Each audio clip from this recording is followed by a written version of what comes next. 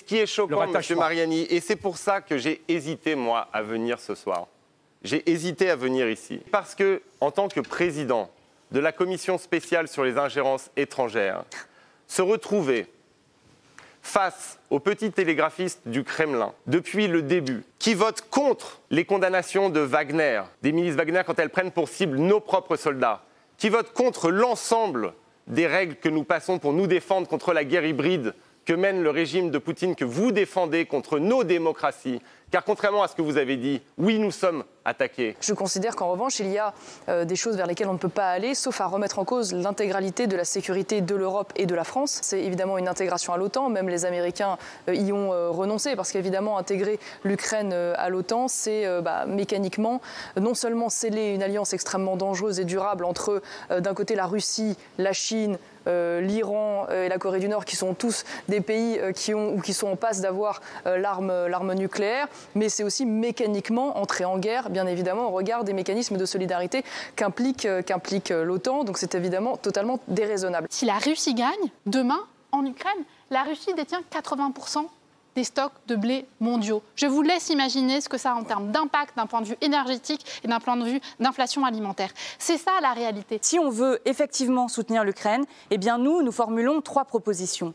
La première, c'est d'utiliser les 200 milliards d'euros d'avoirs gelés des oligarques russes pour pouvoir les mettre au soutien de l'Ukraine dans son effort de guerre et derrière dans la reconstruction. Ces sommes, elles sont là, elles sont disponibles, elles ont été obtenues de façon frauduleuse, elles doivent être mises aujourd'hui au service des Ukrainiennes et des Ukrainiens. Aujourd'hui, les Français ne se reconnaissent plus dans leur pays. Ils ne se reconnaissent plus à cause d'une immigration qui, effectivement, est devenue incontrôlable. Ils ne se reconnaissent plus à cause d'une insécurité liée à l'immigration qui, aujourd'hui, frappe de plus en plus les Français. Oui à la libre circulation entre les différents pays pour les ressortissants de l'Union européenne, mais quand on accepte un étranger, qu'on lui donne un titre de séjour dans un pays, il reste dans ce pays. Avec votre histoire de double bouclier, on comprend une chose directement. C'est si l'extrême droite prend le pouvoir à Paris et à Rome, il y a une guerre entre l'Italie et la France.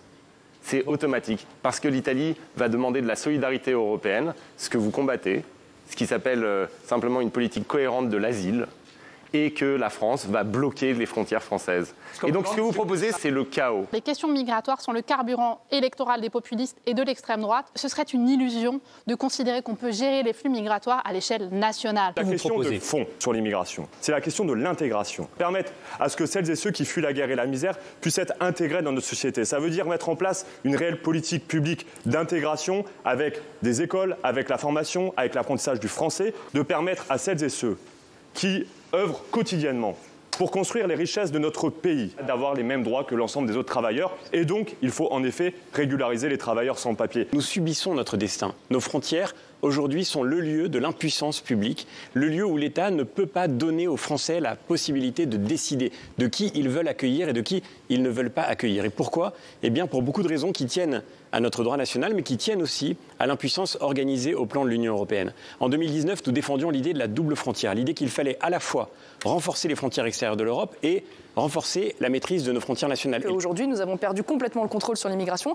précisément parce que chaque fois qu'une personne veut arriver en Europe, nous ne l'empêchons pas d'arriver, nous lui accordons des droits, des aides, nous les répartissons sur le territoire européen. Donc c'est évidemment un appel d'air phénoménal à tous les candidats à l'immigration. Et le drame aujourd'hui, pour poser un peu la situation quand même, c'est que quand on cumule immigration légale, illégale, demande d'asile, il y a aujourd'hui plus de migrants qui rentrent en Europe que d'enfants qui naissent au sein de nos pays. Nous avons la perspective, une trajectoire qui d'ici quelques décennies pourrait provoquer un changement culturel, un changement identitaire de nos nations et de l'Europe pour aller vers un continent de plus en plus islamisé, de plus en plus de culture étrangère. Et moi, je souhaite pouvoir rester européenne en Europe. C'est pour ça que je considère que c'est un combat prioritaire. Quasiment personne n'a abordé le cœur des revendications des agriculteurs qui est vivre de leur travail. Vivre de leur travail, et on l'a vu, quand on va faire nos courses, le prix des denrées alimentaires a augmenté de plus de 20%.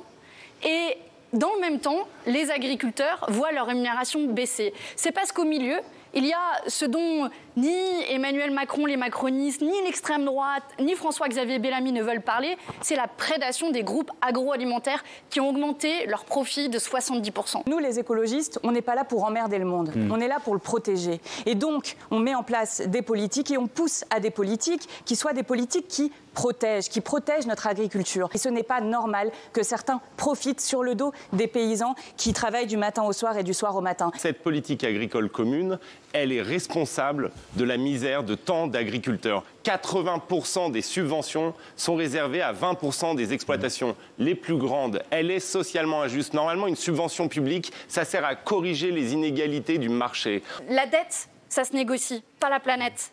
Et il faut arrêter avec ce mensonge, cette menace de la dette, des 3% de déficit et des 60% de dette. Je le dis, l'élection du 9 juin, vous le voyez, pour moi, ça doit être un référendum pour ou contre ce nouveau pacte d'austérité qui va sacrifier nos services publics, notre système de protection sociale et qui est coécrit c'est lié, mais on va revenir à l'énergie, des libéraux à la droite. Et c'est vraiment la question du pouvoir d'achat qui est au centre.